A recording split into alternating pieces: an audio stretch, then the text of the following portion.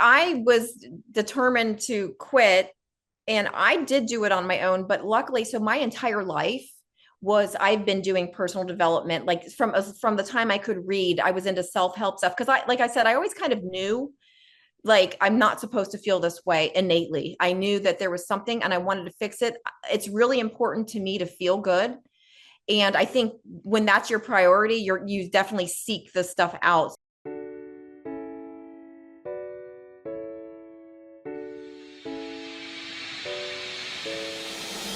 Welcome to Give a Heck. I am your host, Dwight Heck, and for much of my life, lived my life in quiet desperation, wondering how I was going to pay the bills, take vacations, save for retirement, and one day wondering if I would get off the hamster wheel of life and have purpose.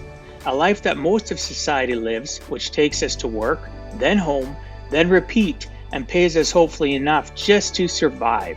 The harsh truth that most live with more months than money and have no idea how to live life on purpose, not by accident.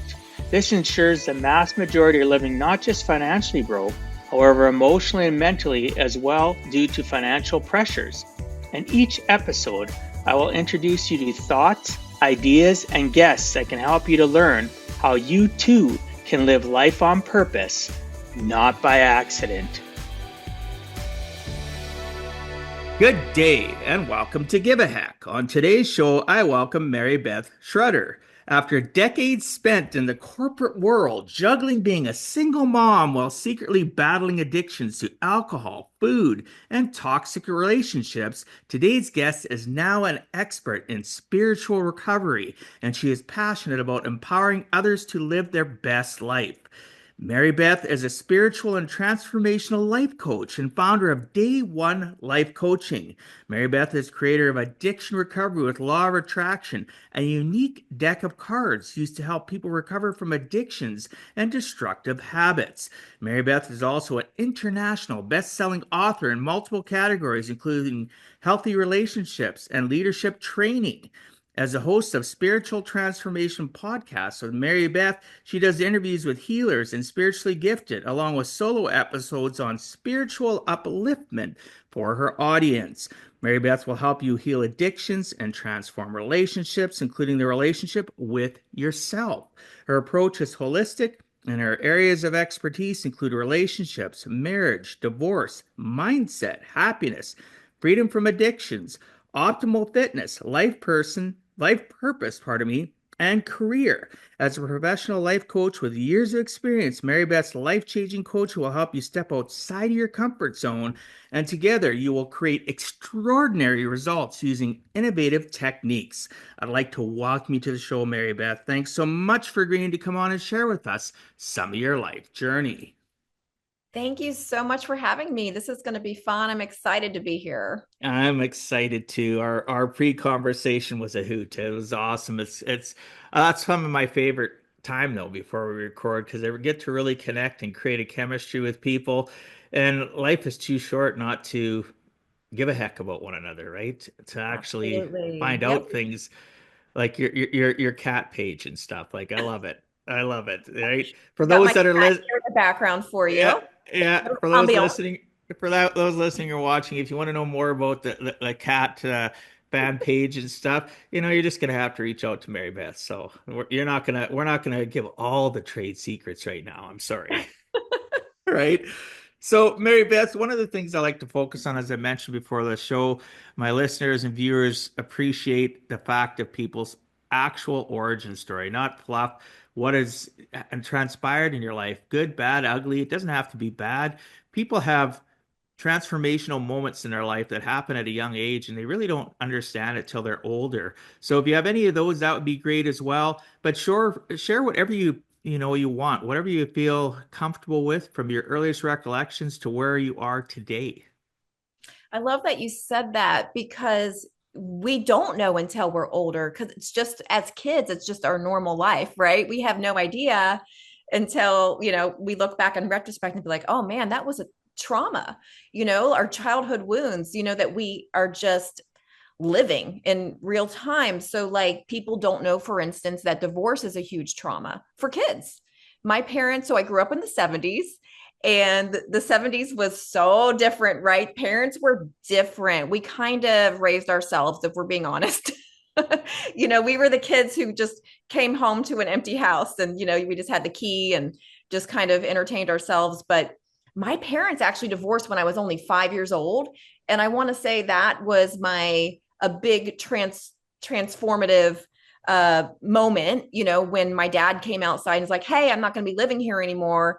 And that's really all he said. There weren't any Wow. counselors brought in, and my mom didn't really discuss it. And then we just saw him like every other weekend, every other Sunday. I remember that. And that's all we saw him. And it freaked me out. It doesn't sound like a trauma, like, oh, divorce, everybody gets divorced these days. But back then, my brain went, oh my God, if my dad can just leave, my mom can leave too. And it caused this generalized anxiety because I suddenly had this fear of abandonment. And just like I was always afraid my mom wasn't going to come home like after work or something like that. And I knew that I couldn't take care of myself. And I just had this abandonment fear. And interestingly enough, that's kind of where my addiction started. And what I want people to know about addiction is it usually does start from some sort of childhood event or trauma where we just want to soothe ourselves. We're just looking for relief. We know innately, I don't feel good. I'm supposed to feel better. So we do things like soothe ourselves with food. Maybe food is a huge addiction. We don't look down upon it as much as we do alcohol and drugs. But I can tell you, my first drink was at 11 years old. And that sounds insane, right? But I was on vacation with a girlfriend and her family and in Florida, and we had a condo, and they just kind of left out alcohol just sitting on the counter. And we were curious kids. Like, we're like, let's try it. We just mixed a bunch of stuff together. And what I can tell you, Dwight, is I felt relief from that anxiety that I was talking about for the first time in my life. I felt relief. I was like, this is the answer to all of my problems, because I always had this anxiety that, I also found out some of it's genetic, and you're the first person who's going to hear about this because I just got some genetic testing done. And I have this thing called, it's all caps, MTHFR gene mutation. And when you write that out, I see you writing that out. We call it what it looks like. So we call it. I write it down because I want to look it up. I'm a I curious know, person. but now that I just wanted you to look at it and so you can imagine what we call this gene mutation. But now that you know, MTHFR, everybody has the gene, but not everybody has a mutation with that gene. And the one that I have turns out it's from both parents, and it causes a lot of anxiety. I've been diagnosed with ADHD, OCD, depression, anxiety, all of these things. And it turns out a lot of it was just a nutrient deficiency. And it's so interesting because about 40%, this is a guess because hardly anyone gets tested for this. Even most doctors don't even know about this. Genetic testing, the traditional doctors are simply they're not bad. They just aren't taught in medical school. So I had a suspicion when I got a blood test because my B vitamins were like off the charts. And my doctor's like, we're not going to worry about that. You can't die from having high B12. But I'm like, but why is it high? There has to be a reason. And it turns out it's high in your system because you're not actually methylating it. You're not absorbing it. Your body can't process it.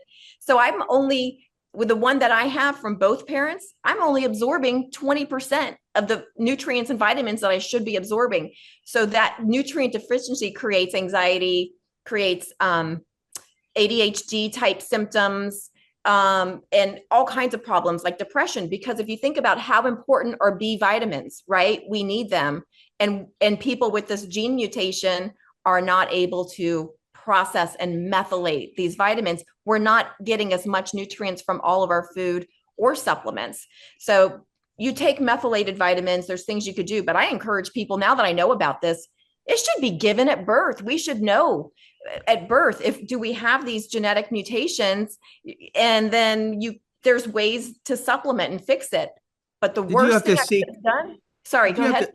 to? Sorry, I just want to, did you have to seek out that type of testing or was it offered up to you or? Not offered to me. I ordered it on my own because of that B12 situation about a year and a half ago. And now I'm 50, so I'm on these I'm at that age where my hormones are like dwindling. So I am on bioidentical hormone replacement therapy. And I noticed on that website, so it's a telemed company, they offered that genetic testing for the MTHFR. And I was like, ooh, like I'm going to order that. I ordered it for myself. Luckily the provider, you have a telemed 1 hour long session with them. He was like, this makes so much sense because even the hormones aren't really absorbing properly in me. And there's more specific testing we can get, but it's so interesting to me. I just wanted your audience to realize, and this is men and women can have this gene mutation.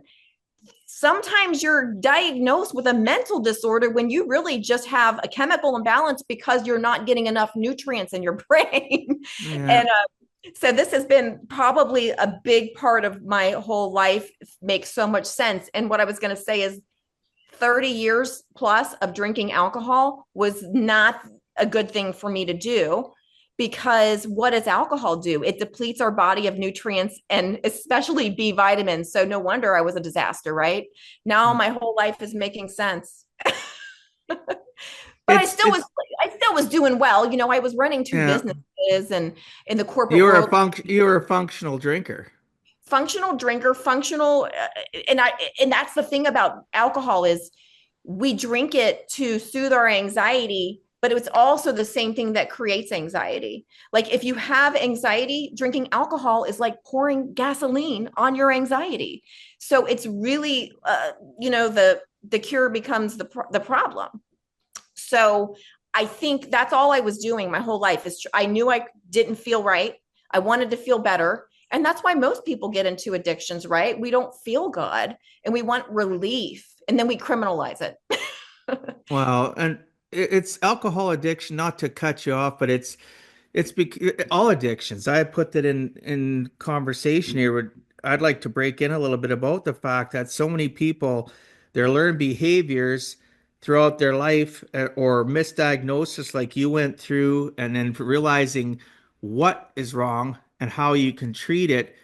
But all the years of drinking alcohol, I've seen it destroy people's lives. I've seen food addiction destroy people's lives. I've seen people, they're hiding from the fact that they don't like their lives, like you were saying, but we don't realize initially it's a relief, but then, like you said, it magnifies things. So I think about the fact of when I haven't been a heavy drinker since my 20s. But I used to do the same thing. I didn't like what I seen in the mirror. I didn't like myself, or I didn't, I was jealous of other people, right? And they're accomplishing things or whatever the case may be. And I feel good initially, but then the next morning it was like, you're right. It's just like it's initially it's a damper, but then it amplifies it, correct? Is that how you're saying? Yeah, like, and I teach law of attraction, and when I quit is because I just knew too much about it. I was already a life coach because I was doing pretty well in life despite all of this stuff. Everyone I knew drank as much or more than me. But of course, I guess we surround ourselves with people who are going to Negotiations. drink with us, right? Yeah. So it was like, how it is in society. Like it's totally normalized and even glamorized, I would say. So I did not think I had a problem. When I quit was after I was already a life coach. I decided to add on a niche about 6 years ago of addiction recovery to add that on. And I started learning more about addiction and I couldn't lie to myself. I'm a pretty very self-aware person. And I was like, wait a minute, this is describing my relationship with alcohol and my relationship with food, because I also have the food addiction. And what I want to say is when we become really self-aware, we should be able to look at ourselves and be honest. Are you someone who can moderate? Or are you better off abstaining? We can't abstain from food, right? But we that's not a choice, but we can change and make healthier choices. But with alcohol, I realized I suck at moderating. I don't have one of those dials that people have when they can moderate and kind of turn it up and down. I'm all in or I'm all out. Like, I'm really good at abstaining. And once I get started with a drink, I'm like, one more. I feel good. Let's have another one. And, and even if I could moderate sometimes I could moderate like 10 times in a row, like when I'd go out, stop at 2 or 3 drinks. But then like that 11th, 12th time, I'm going to go overboard and be right back at square one. And, like I couldn't maintain that ability to moderate. So, but I am able to really do well at abstaining and just not even getting started. And I'm the same way with cookies. I'm the same way with anything, type of sugar thing, because I was a big sugar addict. As long as I don't get started, I'm good. But once I have that one cookie, I want the whole sleeve. Oh my It's a gosh, that it's an sounds addictive familiar. personality. It's what it is. It's in a lot But of how that. many people can admit it though? Most people That's what can't I admit they have addictive self-awareness. personality. That's the thing is self-awareness is a form of emotional maturity that I did not used to have in my younger days. I developed self-awareness. I'm able to look at myself. I'm able to own my crap, so that I'm not deceiving myself about what are these destructive habits, that, they're pulling me down. And the law of attraction is the reason I'm so obsessed with it and why I teach it, because it's the exact thing that pulled me out of my addiction. That's why I teach spiritual recovery, because you actually, if you want to be successful to the point where you don't even think about that addiction anymore, which is where I am almost 6 years later, I haven't had a drink. I don't think about it. I'm not white knuckling it. A lot of people in AA or something, they still, I'm not putting down AA, but I'm saying if they haven't had that spiritual, energetic shift, they're still craving it and they're just white knuckling their way through it. They really, truly want that drink. They really haven't had that energetic shift to where, like, I have a new identity, Dwight. I am no longer that person who craves wine and is going to go out to dinner and order red wine, or even lunch. I would drink red wine at lunch. I mean, sometimes I had something in the mornings, so we go to Mhm. brunch and have some, with your friends. And it was just completely normal, which is why it took me so long to identify it was a problem for me, but it was lowering my vibration. And I am someone, I'm teaching people how to live their best lives. Well, how can I do that with integrity when I know I'm not living my best life and I'm doing something that's self-sabotaging me instead of setting myself up for success each day? Well, self-awareness, so is difficult, right? And it's something that I coach on myself and have conversations with people all the time. You have to develop a habit of self-awareness. Like, maybe not everybody does, but I know myself, I get up, I have self-awareness. I have gratefulness and gratitude. I go to bed at night, I have self-awareness. During the day, if I feel off, I have self-awareness. And sometimes I realize you got up so early this morning and you were in a rush because you slept in a few minutes late. You never did your gratitude. You never did your gratefulness. You weren't aware of how are you feeling when you woke up? Oh, you're feeling this way. What did you do yesterday? How is it affecting you today? I was never like that when I was younger. It's something I've worked on through personal development to be self-aware, to have an awareness of my emotional IQ level. What's my emotional IQ? Should I be having this conversation with this person, this sensitive conversation? Should I be deferring and saying, I'm not in the right mindset right now. Can we defer this till later or tomorrow? And just being vulnerable and honest because I was self-aware of my emotional state. But for those listening or watching, what Mary Beth's talking about has been a journey. There's been a lot of ups and downs, maybe tears, maybe frustration, like why I don't know what it was like through those initial years of you quitting drinking. Can you share some of that? Like how did you go through that journey? Did you have support or were you silent about it? No, like I was determined to quit and I did do it on my own, but luckily, so my entire life was I've been doing personal development. Like from the time I could read, I was into self-help stuff because like I said, I always kind of knew like I'm not supposed to feel this way innately. I knew that there was something and I wanted to fix it. It's really important to me to feel good. And I think when that's your priority, you definitely seek this stuff out. So my whole life, from the time I could read. I'm just all into, always been into psychology and self-help books, like I said, and spiritual stuff. Like I've always been drawn to it because as a child, I was very empathic and I would be able to sense energies. I would be able to know what other people are thinking, like 50-year-old men, like you know what it's like, that's weird for like a 5-6-year-old to be able to like, know what these adult people are thinking and feeling. I could feel their energy. It was just something that I've always had. And I kind of just thought everybody was like that, because it was like we said earlier, it's just your normal. You don't have anything to compare it to. So you just think everybody can do that. And I was also realizing that part of why I wanted to numb myself out with food as a child and then alcohol as I got older is because it's very overwhelming when you can feel all of these energies, when you're an empathic person and you're in a room and you feel it's overwhelming and you don't really have discernment when you're younger. Is this my feelings or are these other people's feelings? So that's a little bit of It's a lot of baggage to carry.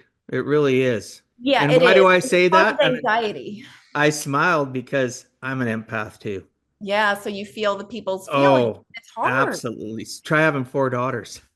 Oh gosh, yeah. Mm-mm. Anyway, sorry for interrupting you. No, but I get it. We It's have a like lot of relatability, right? So that's awesome. So, and I think that's another reason. So we got the childhood wounds and traumas, plus being empathic, and we want to numb those feelings. But the problem with numbing our feelings is we can't only selectively numb feelings. We end up numbing all of our feelings, even the good ones. So Brene Brown has a saying that I think that's what she says. You can't selectively numb your feelings. You numb the joy and the passion, all the good stuff. And, with law of attraction, what I teach and what's important to know is that there is nothing more important than the way you feel. And we're always manifesting things. People think, oh, I'm going to start using the law of attraction today. Guess what? You've been using it every day of your life. You just have been doing it by default instead of being deliberate about it, because all it is energy. It's not a religion. Everything's energy. And we have so much more power over our day than we realize. It's just people are just letting their lives take them up and down. And what we can do is realize, okay, when I think these thoughts and I feel these feelings and take these actions, my day is going to be a completely different day than when I just let things happen to me and I react, I just react to things happening. Right. So it's really, once you really learn about the law of attraction and how much we can deliberately control our day, you can't unknow this stuff. You can't go backwards. And then learning that alcohol was a thing that was disturbing my sleep.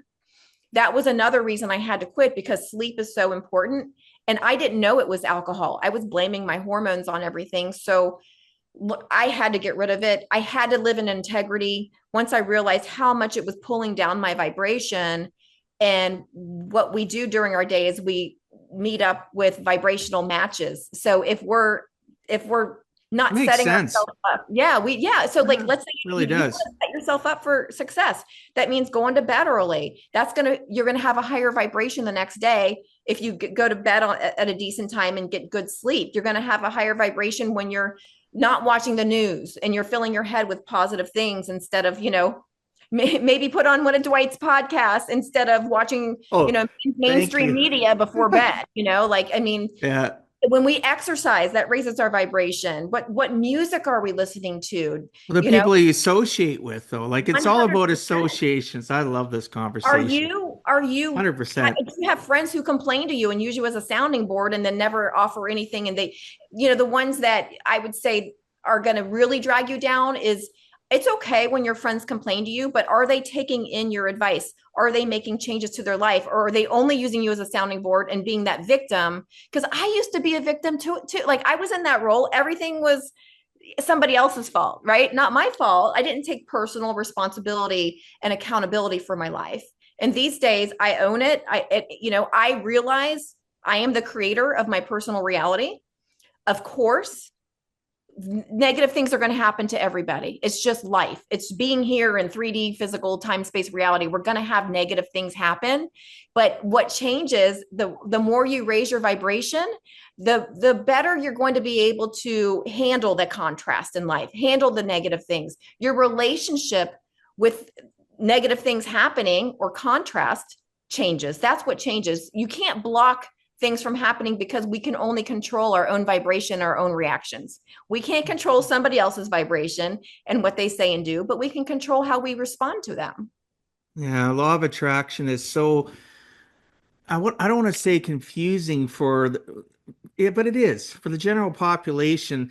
They look at stuff like The Secret, and no offense to The Secret and stuff. There's some good things a person can possibly understand or utilize within their life, but at the end of the day, you can be self-aware of your situations, but if you're not taking action and being consistent on working on yourself, it's you're just going to go back onto the hamster wheel. You're going to start Secret drinking was a again. You're going to start eating too much food. The yep. secret was meant to say that you could manifest things, and manifestation still takes action. It was a great introductory video. And I don't know if you know about this, but they realized they screwed up doing that documentary and not leaving, and they didn't talk about action enough. They have, if you go on YouTube for free, they have something called Meta Secret, META, Oh, like metaphysical Meta Secret, and it's free. And they have made up for that, but unfortunately, it didn't become popular. But it's the same people discussing, hey, like you can't just sit around on a meditation cushion all day and think positive thoughts and have things flow to you. You got to be in vibrational alignment plus take inspired action. You can't just sit around to do nothing. You have to take action. exactly. So you talk about your vibration and stuff, and we talked about associations to what, and I totally agree with all this. I coach on a lot of this. Like you and I resonate so much alike. Like I challenge people, what are you listening to when you feel terrible? Like what do you watch? Who do you associate with? So, and I tell them as you change, you're going to have a different, your body language is going to be different. Your tonality is going to be different. Your energy level is going to be different, depending if it's food, alcohol, it can be sex addiction, it can be television addiction, it can be I'm just sad addicted, right? It Work. can be all Work that is a stuff. huge one. Work addicted. Yes, and I tell people you're going to start to elevate yourself, and the people around you that you normally associate with are going to start pulling you down. They'll start like, oh, yeah, they'll notice things about you and they'll try to be, they're not even necessarily intentional about their negativity. They want to pull you, they don't want to feel that good energy. They want to pull you back to the negative energy that they're feeling. And you have to start with that awareness, taking action and starting to disassociate with people or the things that bring you down. I tell people if you're feeling bad and you go to time yourself out, like how many people like being timed out? Yeah. I do. I love it as an adult. Time me out because I know what to do during that time out. I know to bring in good podcasts, listen to good books, reach out to Mary Beth and say, "Hey, Mary Beth, you got 20 minutes? Let's jump on a call. I need a sounding board." And I'm very upfront with the people that are close in my circle in my tribe. I'm in part of theirs, and I'll say I just need a sounding board. Hey, I need to vent, need some advice. I tell people ahead of time in my expectation too. Is that a wrong thing, do you think, when you're trying to rebuild associations and moving forward, just to be kind but blunt with people about where you're at and where you're going? No, I think it's important. Like, I think we should always be authentic and let people know exactly what we're thinking. Not everybody can handle honesty, and we don't have to be brutal about it. Like, I'm extremely honest, and not everyone can handle my personality, but they might not be my people. One huge thing that moved me forward was realizing, hey, not everybody's going to like me, and that's okay. Like, not everybody has to like me. Actually, if everybody likes you, you're probably a fake person. Yeah, Because no doubt. not everybody's supposed to like everybody. That's not how life works. So like if my people will find me, they always do. Like I like with my coaching, I do spiritual marketing. I don't pay for anything. People find me. They always find me, and it's Well, your because energy's spectacular, so I could see that, right? That it would you. just it would the universe, whether you people listening or watching, you believe in God or you're just, spiritual and you believe in the universe or a higher power, what you put out is what you get, right? So you need to Absolutely. be, and you're right. I love that though. The honesty of you saying if everybody likes you, you're doing something wrong. You're being fake. I don't want everybody to like me. I want my tribe Yes. to become part of their. I want to become part of their tribe, and you know what? More isn't better. No, and that's Select a a group game of people changer. that resonate is the best. It's a game changer in life once you realize that. And like I procrastinated doing videos for so long because I was so afraid of being judged. And I knew I was going to be judged because some of the stuff I talk about is pretty woo woo. It's, to people, to me, it's not woo woo because this has been my whole life. Like, but I also understand that if people haven't had firsthand experience with spiritual stuff, they think it sounds crazy. Like I've lived in haunted houses, I've had this my whole life. I've just been this stuff is attracted to me, or I'm attracted to it, whatever. It's just, I'm open. It's your journey. It's your journey. It Yeah, is what when it you're is. open to it, you just can't turn it off, no Yeah. matter what you do. I had a spiritually transformative experience when I was 18 years old. I was reading a book on near death experiences, and didn't know about, actually that's a new term, spiritually transformative experience, STE. It's new, and I'm so glad that it came up with. I heard it for the first time a couple years ago, because like that's what happened to me. I didn't never know how to describe it.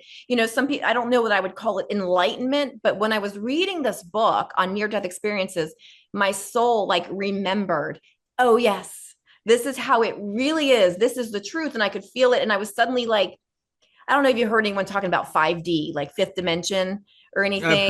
I've never heard details of, but I've heard the It's terminology. Yes. kind of like being in a different dimension, a different frequency. And when this happened, I was triggered into it and didn't know it was a thing. But suddenly I could just think a thought, a question, and the answer would be downloaded to me. Like I was in this, and it lasted 2 weeks. What I want to say is I was on the highest frequency ever. Like I was just on like the high frequencies would be joy, passion, unconditional love. I had unconditional love for everybody. And I looked like a crazy person, Dwight. Everybody thought I was crazy that I'm trying to talk to and tell them what's going on, because I was unrelatable, because I was in another dimension, quite literally, but I was Well, still here. I was sounds still like here. it sounds like a flower blossoming, right?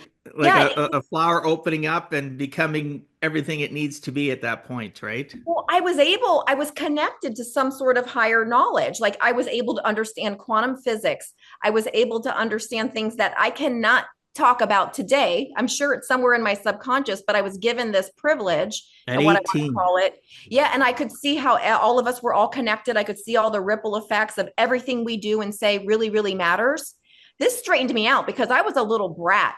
And once I saw, like I was made aware of this ripple effect of everything we do or say, how much it matters and goes out to it expands. Everything we do gets bigger. And it straightened me out. I became instantly a good person because I saw how much these little things really affected other people. I never again intentionally hurt anybody. I obviously hurt people by default over my lifetime. I got a divorce and things like that, but it was never intentional. It just made me care a lot more. And I feel like the whole reason this happened is because I think it was part of my soul plan to teach about energy, teach. So what better way than for me to embody this experience for 2 weeks? Because if I'd only read about it in a book, I would not have the confidence to talk this way. It's amazing though that you started this journey at 18, and as you mentioned, you went through divorce, you've been through, some trials and tribulations to get to a point where throughout that period of time you're eating, I call it depressive eating or whatever you want to call it. We eat to Shove down compensate. our feelings. Yeah, well, it's true. It Boredom is. eating, some people call it boredom eating. For me, Yeah. it's just I have a problem. I've been up in weight and then down in weight throughout my life, and you talked about alcohol, but you had that transformative at 18, and then you still went through all that stuff to get to where you are today. If that transformative experience wouldn't have happened, it's hard for you to know, but where do you think your life would be today? You still You know might have what? gone through the alcohol and divorce and the food addiction, but where do you think your life would be if that wouldn't have happened? That's a great question. And that leads me to this answer, which is something I've only figured out in the past few years.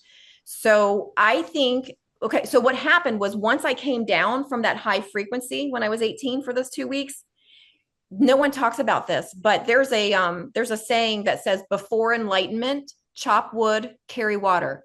After enlightenment, chop wood, carry water. Well, guess what? I'm up there, cloud nine, and then I'm crashed down back into 3D time space reality. Sucks. No one understood me. Everybody thought I was crazy. I didn't have a tribe. There was no internet back then. This was like 1992, 1993, something like that. And I didn't have anyone to, I got depressed. So it actually was a thing that brought me down after, because of the contrast, because I'm up so high and then I'm like, it's like coming down off of a drug. I was not drinking or on drugs at the time of, by the way. But what I'm going to tell you, my drinking started, I started to drink more back then because I didn't feel connected anymore. I went to feeling so connected to disconnected. And I was like, well, the only time I really feel connected to anybody more is if I'm drinking alcohol. Then I feel connected again. But to answer your question, I think this was all part of the plan. Like I needed to experience addiction. I needed to experience that struggle so that I could help people later. How can I teach people something that I haven't personally experienced on a very deep level? I I would love have thought, that. oh, well, you can't stop eating. You're just weak. Oh, you can't moderate your drinking. Again, just you're a weak person. And I know that the people who are really deep addicts that struggle a lot, they're some of the smartest, most intelligent people you could meet. Sometimes they're so self-aware and so kind of aware of the world, like if when you're really intelligent, you could see how messed up the world really is. Do you know what I'm saying? And you don't Yeah. want to, like, the smarter you are, the more that's true. I mean, if you're not depressed about the state of the world, you're not paying attention, to be quite Well, honest. if you're smart though, you attract all that stuff hurts, especially when you're an empath. Like all the stuff Exactly. that's going on right now in the globe, in North America, with Canada, with their elections right now, and just everything that's going on. I'm like an antenna. I just pick it all up, and I have to avoid. I go onto social very little. I protect myself because at the end of the day, I don't want to feel overwhelmed by all the grief that's going on. I want more positive emotional energy And coming that's toward smart. me, You're protecting your right? energy. You're protecting your energy. And part of law of attraction is what we focus on gets bigger. So that's very smart. Like really, like when you have a war against anything, you make it bigger. A war against drugs, the problem gets bigger. It's really true, but we think it's the right thing to do to have a war against something. And we're just creating a bigger problem is what we're And doing. deflecting from our own problems.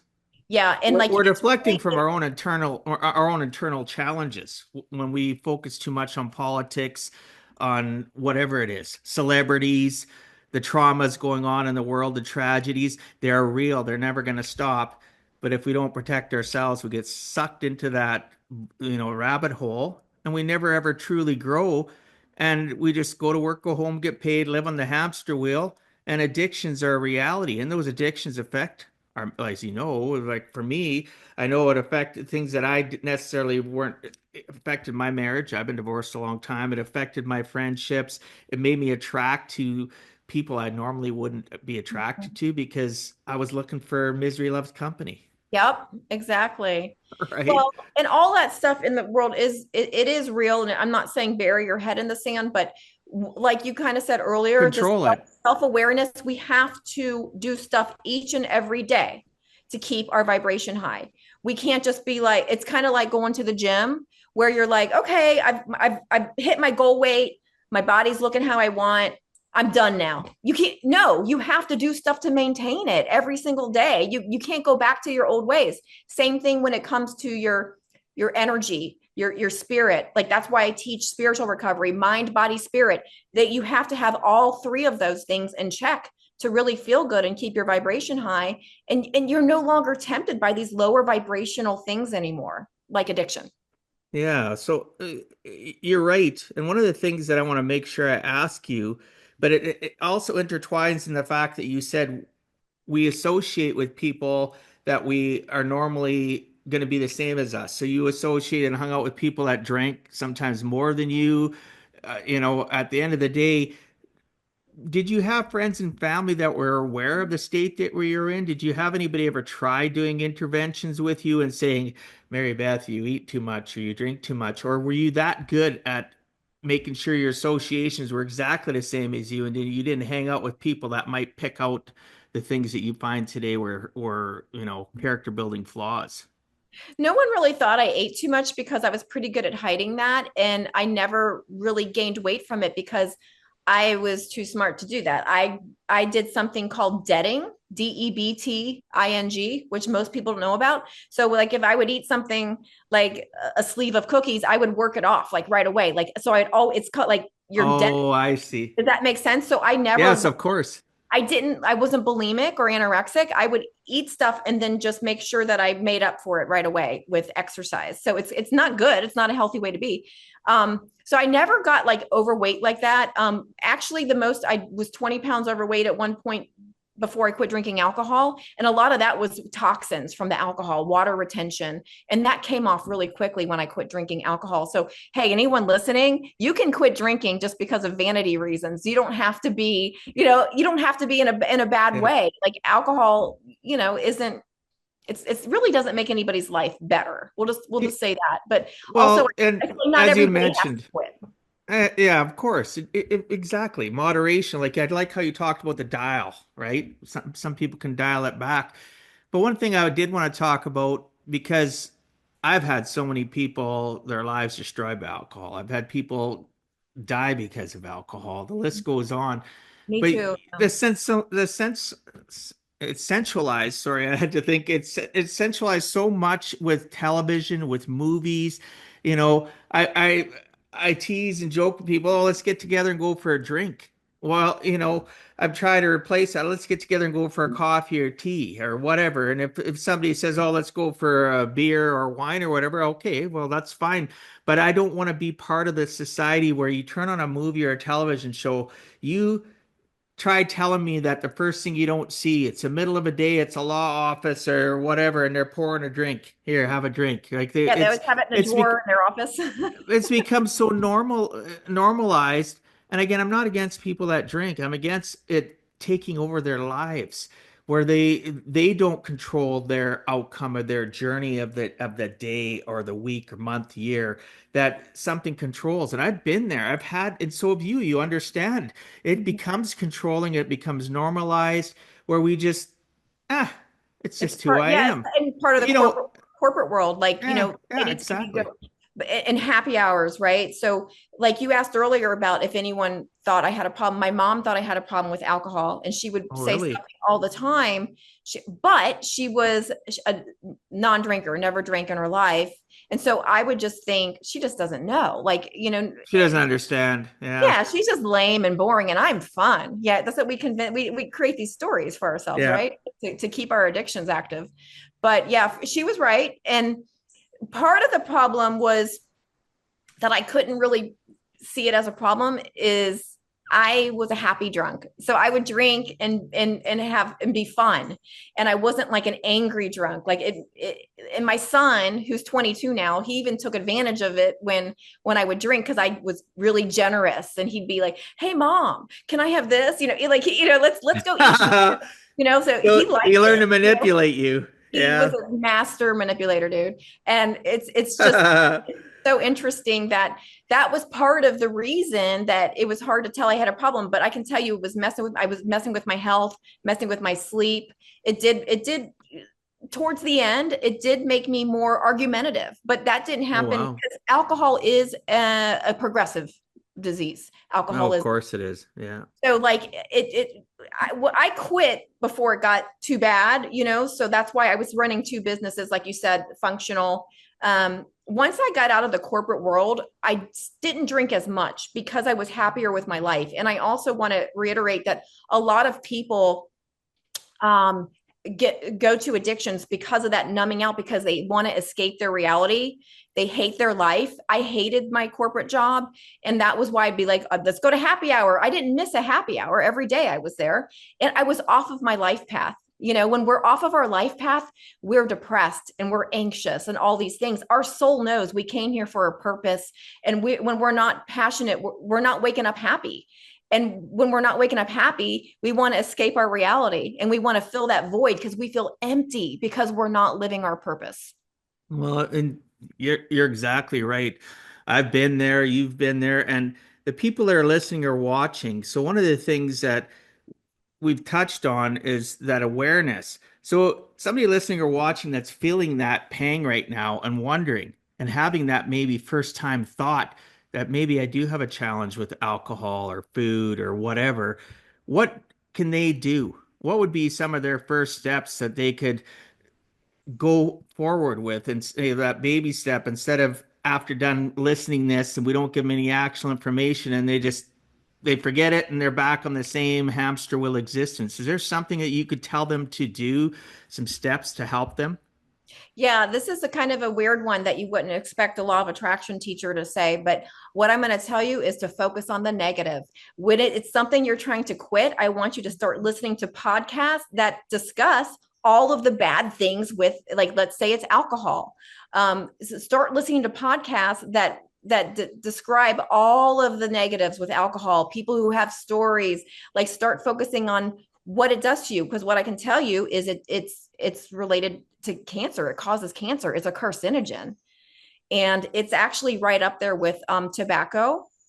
And tobacco companies actually used to pay doctors to advertise. I mean, we were I too know I've young. seen the ads. Well, we I've were seen young, right? No, I've seen people. Well, you can go and look for them though. Look, I've had people on the show that have showed like sent stuff to me, and they showed me like the ads that were back in the day where a doctor would be smoking a cigarette and a woman would be in the doctor's room. I was just like, what? Well, I think that's what's going on with alcohol right now. Like, because red wine's good for you and all that stuff. It's got ethanol in it. It's a poison. Ethanol is a poison. It's rocket fuel. It's gasoline, and we're drinking it. So it's not healthy for you. And now they're finally starting to say it. Some neuroscientists are coming out saying it is not healthy for you. Any amount of alcohol is not healthy for you. So that was just kind of one of the tobacco things. Like, it's just, if you look at the labels on alcohol, they will warn of birth defects and operating machinery, but they don't talk about the cancer. It should be on there because anyone can do a quick Google search and see it does cause cancer, breast cancer, colon Exactly. cancer. I happen to believe autoimmune, we're seeing a lot of autoimmune disease because of us poisoning ourselves daily. It's become more and more acceptable to drink. And I think that's why we're seeing a lot more disease, because we're already getting, our soil isn't as healthy. I don't think soil's healthy, but you know what I mean? It's not as Yeah, nutrient. yeah. It used to be more Because nutrient. we over farm it too. Like we overdo it Exactly. and we don't put nutrients back. But I Our like how water, same thing. oh, of course. And we get to a point where people are drinking and they're doing their addictive personalities and they don't realize how it is affecting their body. Like I look at my nutritional education has gotten since I had kids, right? And I had kids with medical issues and let's pop a pill, let's push a pill, let's do this, do that. And they don't look at the holistic side. Like I know I was reading about you and you believe in the holistic and the natural side to help with your ADHD or all those things that could have been, or probably were a misdiagnosis because of your genetic testing has found out different things. But, I look at our medical community, and I'm not here to cut down the medical community at all.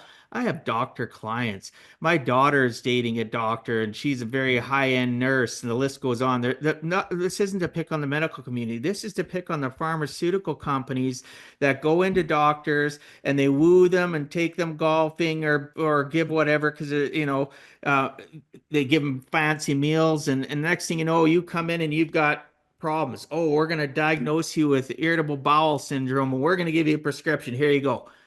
Nowhere does it say, "Hey, let's analyze your life. Let's Yeah, analyze let's look what at a you eat." lifestyle. There's no lifestyle change. They just are It's trained. not. It's not their Here's a fault. here's a They're because trained. the farm, but they're trained that way, and the pharmaceutical companies drive the train.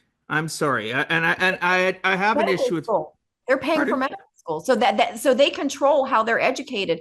And doctors are not educated on the root cause of anything. They're educated on standard of care, diagnose them and give them a pill. That's how they're Yeah. educated. They're not taught to look for the root cause of anything or to offer a lifestyle change, because That's why they that need doesn't us make to any work money. with them. They need people like us to help them understand to become self-aware. And one of the things you talked about coaching and stuff. So you had to go through all this to be the person you are. I had to go through all my stuff to be the person you that I am to help people.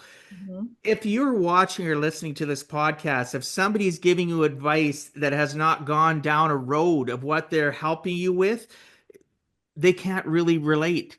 They can be like pressing a play button and regurgitate information, but relatability, accountability to their own things, and then education to become better so that they can help others is the type of coach you should be looking for.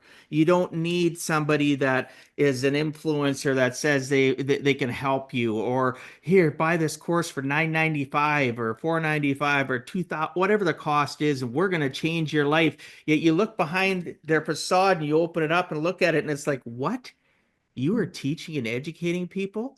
There's so many facades out there today that really don't know how to help people, and they cause more damage and they make it harder for us too, in my opinion. Absolutely. There's so many fake influencers out there. And even if it's a therapist you're looking for, I mean, like you have to find somebody who like has been through it. And it's really hard to find in therapy. It really is. Like I have people struggling, like, but then every now and then you can find, oh, okay, I need help with my OCD. And they find a therapist who actually has struggled with it themselves. That's what you want to find if you can. Oh yeah, I love that. You know, why are we not interviewing our therapists? We Why are we not interviewing them and asking them the tough questions? What is your relatability to what I'm going through? You book studied, you went to university, college, whatever. You've got even if you got 10 years in the game, are you just regurgitating what you've heard from other people and then you threw something at some spaghetti at the wall and it helped them? Like, don't get me wrong, I know psychologists and psychiatrists go through training, they understand patterns, but somebody that understands the patterns, I want them tied to the fact that they struggled through it, right? and Or maybe psychology is maybe it such was a somebody close in their it could be somebody close in their family, even something to be relatable. Sorry, yeah. go on. I was just saying psychology is such a new science too. And It it's is. not People like they don't can get say, that. and everybody's so individual. And that's something I learned through the hard way when I became a coach. So like the first year, I was like, first of all, I was accepting anyone as a client, which it turns out, not every, like we said earlier, not everybody's your match. And anyone who contacts me now, if I don't feel like we're a good vibrational match, I'm going to always have somebody I can guide them somewhere else. I won't leave you hanging, but I can tell you if it's not going to be a good match us work because we're working as partners. But what I used to think is we're going to do this in session one, this in session two, this in session, and it's not how it works. Be like, I It had, can't be. no, everybody's Uh, individual. You got to meet them where they are. I have like our clients who are fingerprint. teenagers. Yeah, Yeah. exactly. I have clients who are That, teenagers, and I have up to 60 right now. how, wow. how do I do the same thing with everybody? Everyone is in such different places. And I do teach people how to use their own internal guidance system. I think we all have a direct connection with God.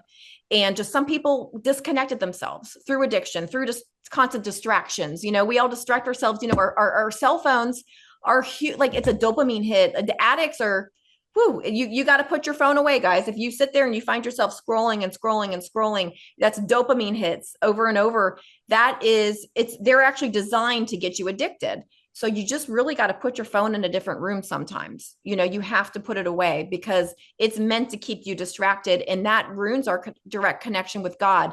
I believe our intuition is how God speaks through us. But if you're always distracted, you don't go out in nature, you don't meditate, how do you hear God? Well, I love that. Like, and I totally agree with that 1,000%, million%, because at the end of the day, if you aren't connecting with things outside of the normal noise and what society wants to project on us, how are you really living? Like, and that's back to having gratefulness and gratitude, because I know you believe in that yourself. Like, just the little things, like people, like, I get up and I'm going like, holy, I'm so blessed to get up. I got a roof over my head. I got a fridge that's got food in it. I get to brush my teeth. I get to take a shower. How many people aren't experiencing that? The billions of people not experience what I have. So that, and I talk about this because that appreciation makes me realize I've got so much more than other people. I'm blessed and highly favored. Yes, I've got trials and tribulations, but my goodness, I appreciate what I have, and I'm going to build on that and continue to get better so that I can serve others. If I'm not fully connected to me, how can I serve anybody? Just like you, Mary Beth, how can you serve anybody if you wouldn't have these realizations, these stories, and these things, these amazing things that you're sharing? Makes you the perfect person for somebody to communicate with. Again, no, I agree with you. You have to have that synergy. You have to have that chemistry. I turn away clients when I just don't feel like I feel like I'm going to be talking to a wall, or that it's, you know what I mean? Or they find out they've gone from person to person to person, you know, it Some leaves clues people aren't too. ready to quit. Like nobody's going to quit any addiction until they've Yeah. made a decision themselves that they're ready and they're done with it. As long as they're still having some type of fun with it, or it's still serving some sort of purpose for them, they're still getting relief, whatever it might be, they're not ready to commit. So like a coach really can't help somebody who's not committed. We can't be committed for somebody else. And that's something important for people to realize. A lot of people, I could tell, they're relying on motivation, and motivation does not stay for anybody. Hmm. You got to rely on self-discipline and commitment. Motivation's going to come and go. Like I always say, Olympic athletes are not motivated every day. They just are committed and they do it. They do the work. So like I get up in the morning, do you think I want to work out every day? No, but I kind of, like you said, with the thankfulness, I'm like, I'm so lucky that my physical body is well and I get to work out today. It's a change of a mindset. Like just tweak it, reframe it. I'm not like, ugh, I have to work out. Yay, I get to work out. My body works. Some people are in a wheelchair. Some people are injured and they can't do it. Some Some people people have, aren't around anymore. Some yeah, people are exactly. gone. Or chronic pain, and like, I mean, I get a little bit of pain sometimes and I start feeling really sad for people who just have it every day. Like I'm like, oh my gosh, I'm such a baby. Like my lower back hurts, and I'm thinking there's people who just live with chronic pain every single day. And it's, then that snaps me out of it real quickly and to gets me into appreciation mode, which is a very high frequency. Oh, of course. We're running out of time, and I like I mentioned earlier, we could probably talk for hours. I really want to, though, I got two more questions. One of them, though, is I'd like you to talk about your deck of 44 cards, right? Yeah. And how it ties into what you do, into your practice and into your life. Explain to me the creation of it and what can people expect utilizing this. So I was already sober. And I want to say this was 2019, 2020. I'm out walking my dog and it was a beautiful sunny day. And I was what I call the vortex. Abraham Hicks labeled it the vortex, which is the highest vibrations, appreciation, joy, love, all of that. I just got into that high frequency. And when I was there, this idea to create these cards was downloaded to me. Like I didn't have a thought in my mind. And if you could tell by just me talking, I've got the monkey brain. My mind's got a lot of chatter going on. So for me to have a quiet moment out there where I'm able to receive this inspired idea, doesn't happen often, but I did. I received it. And I know enough about anyone listening, when you receive some inspired idea like this, you need to take action on it, like we were talking about earlier. Otherwise, someone else is there. Anyone who's in tune with that specific frequency, they're going to also receive that idea and they're going to do it. So it was I received this idea to create this deck of cards. They're law of attraction cards meant to raise your vibration and teach law of attraction. There's so much misinformation and superstitions about how law of attraction works. So I've been studying it since 2006. And we're in 2025. So that's a long time that I've been studying and mastering it. And I see so much stuff out there, especially on social media, that makes me cringe with there's really bad information of how it actually works. And you seem to know, like you figure it out. You can't just sit there and think positive thoughts and have things flow to you. It takes this a lot of, we're getting ourselves in alignment. A lot of this stuff is subconscious. We all have a point of attraction, which is basically all of our, every single belief that we've ever had since birth. Okay. And then it also is our momentum. on a subject. So relationships, you're going to have a momentum. You're going to have a momentum with finances, your money.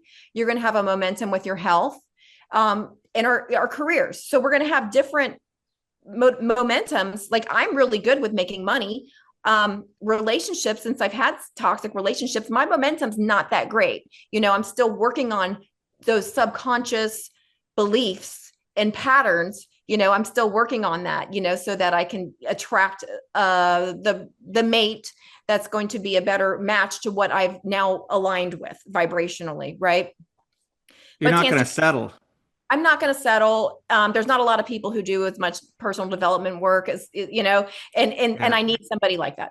So to answer your question, this idea was given to me, and I took immediate action and started creating the deck of cards. Actually, was making them over 2020, and I hired an artist because if I did the artwork, it would have been stick figures, beautiful, beautiful art. It took a year because she was so busy that she only worked on 4 of these cards at a time. And I'd be like, but I need her to be an artist. And I was explain to her, okay, this card's going to be this, and I want this. And she was able to like take these visuals right out of my brain and bring them to life. It was magical. And so the purpose of the cards, you pick one each morning, and one side has the picture and the other side has the content, and you follow those instructions each morning. It raises your vibration and it gives you your focus for the day.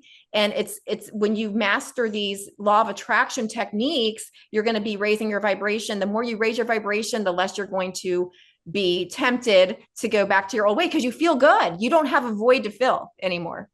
Well, and you become magnetic, right? You Looking for become, yeah, that, looking for that ultimate tribe, or as you mentioned, finding that ultimate partner that can resonate, that can feel your energy, appreciate your energy, give you back the same thing, and not be what a lot of our relationships we have. They become energy vampires. All they're yeah, like doing is, codependent yeah, trauma. oh my gosh. And I look at the relationships I've had, and I've been divorced for 20 some years. And I look at the relationships I've had over that period of time, and the women I've been with. And I don't want to say they're broken, but they're at a resonate, or their vibration, or their resonant energy is not where I'm at. They're caught so hard on the hamster wheel.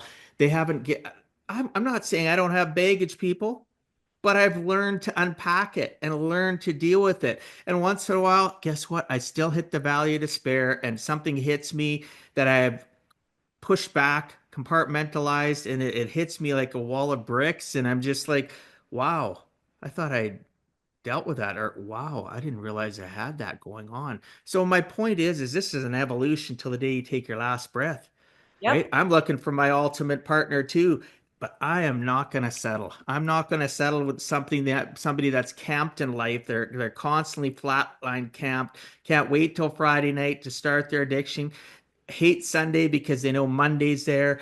I want to be with somebody that doesn't care what day of the week it is. Growth We're mindset. Yeah, Oh, can't have absolutely. that fixed, can't have that It's fixed mindset. They have to so also hard be, to find. yeah, yeah. Not a lot of people, a lot of people's their identity is based on these addictions. Their identity, and they are afraid to lose their identity. They don't know who they Mm, are without the addiction or whatever it may be they're struggling with. So absolutely. they're wrapped around it and they don't want to change. Like not everybody's going to want to change. You have some people, if what we're talking about, if it plants a seed and you're like, oh, wait a minute, and you start listening, start really thinking about, okay, what does alcohol do, for instance, if we're focused on alcohol, all the negatives, and then just decide, and it might not be right away that you want to change, allow stepping stones. You might want to, just give it some time. I didn't decide overnight that I wanted to quit. I tried to keep it. I was like, well, I'll just drink organic wine, or or like I even tried to do beer one time because I don't really like beer, but I thought, Just to turn you off. I won't drink so much of it Yeah. because it's filling and I don't like it. But then you know what it did? I would get a buzz from the beer and then I'd order a wine. So that didn't work, but yeah, I tried to keep it in my life for a while until I just realized this no longer is a match for me. It started to give me I almost developed an allergy to it. And honestly, people who raise their vibration, you become not a vibrational match to a substance, and you can't tolerate it anymore. It doesn't match your body. I started to get rashes. I started to get all kinds of problems from drinking. It's kind of like alcohol quit me, if that makes sense. Oh, it does make sense. Absolutely. My energy shifted too much. I could no longer tolerate it. There's people who've had near death experiences and come back and they can no longer drink alcohol because it no longer matches. So I think that's a thing. And I've heard the story more than once. And not, you didn't necessarily have to die and come back to no longer be a match. You just have to raise your vibration. Exactly. We could go on and on. I'm gonna wrap up the show here right away. Just to add on about your deck of 44 cards, we'll make sure that's in the show notes that you can reach out and purchase these cards. They sound amazing. I want to give your viewers a code, a coupon Yeah, code. go ahead. Go ahead. Tell So us. we'll make it give a heck. Well, Yeah, that'll be the code to type in, give a heck, and $10 off for any of your sweet. viewers. That is awesome. I'll make sure that goes in the show notes. And the last thing I want to ask you, because I'm pushing my limit here with your time, and I apologize, but I ask everybody this. Mary Beth, if you had to give our listeners one last closing message, what would you tell them in regards to giving a heck and never giving up? I think I want to really push self-care on people because a lot, especially if you're spiritual, like a lot of people think it's spiritual to just be all about everybody else and put yourself last. But really, you kind of said something similar earlier, like we have to take care of ourselves first before we're going to be available and able to help other people at the best way we can. So make sure that you're doing everything you can to take care of yourself. Get to bed, get to bed. Like that sleep is so important. Are you putting Drink yourself? lots of water. Yes, and exercise, be mindful of what you're putting in your body. Food is so important. Like doctors, they just weren't trained. They have like less than a semester on nutrition, guys. Don't listen to your doctor. Everybody's body is different. Eat real food, eat whole foods. You might not necessarily be good for you to eat the food pyramid. I'm just saying. That's not necessarily the best diet. So look into that because that really helped me when I found the best diet for me personally. So care about what you eat, what you're putting in your body. Food is our medicine, especially. And I just want everybody to make sure they take care of themselves and don't feel guilty about it because we can't pour from an empty cup, right? Oh, exactly. I agree.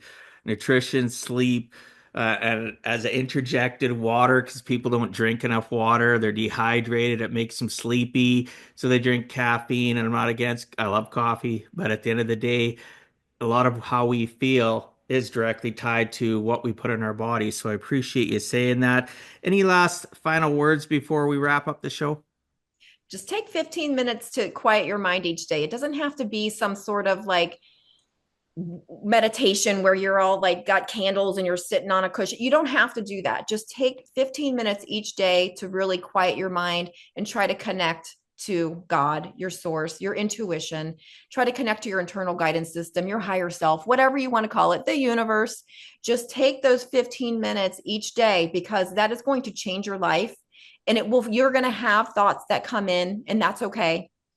People think, oh, I'm not supposed to have, I have to be totally quiet. You just notice those thoughts. Meditation is focusing on one thing. So if you could put on a guided meditation, if that helps you to get rid of the mind chatter, you could focus on looking at a candle. Like it doesn't have to be, it's just focusing on one thing. It doesn't mean everything's completely empty. And you might only have 2 quiet minutes out of those 15, but it's still good because you took that time, you carved that time out of your day, and that will change your whole day. It really does, especially when you do it consistently. You can't just do it once or twice. It's Build a habit. cumulative. It builds on Yeah. itself, and it Yeah. does raise your vibration. Oh, absolutely. I try. That's why I create the habit of doing, you can call it gratefulness, gratitude, or reflection for that 15 minutes. I don't need to necessarily, I'm not saying meditation doesn't work. I just decide to do it before I swing my legs out of bed and get out of bed. I decide when I go to bed to make that a part of what I do and who I am. So just work at defining yourself. Those listening or watching, you can find a definition of what you want to be. We don't know your time frame, how long it's going to take, but take that first baby step, because at the end of the day, giving a heck is required to live a purposeful, intentful life. It doesn't come by snapping your fingers. It takes effort. So thanks again. I appreciate your time. So thanks so much for being on Give a Heck, Mary Beth. I appreciate your time and sharing some of your experiences so that others too can learn it's never too late to give a heck.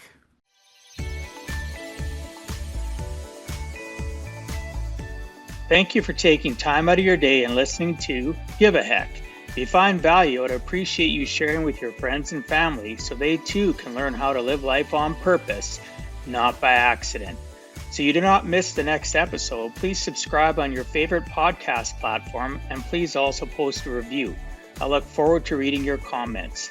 This has been Dwight Heck. If you want to check out other podcast episodes or today's show notes, please check out my website, giveaheck.com. And until next time, together let us all strive to give a heck.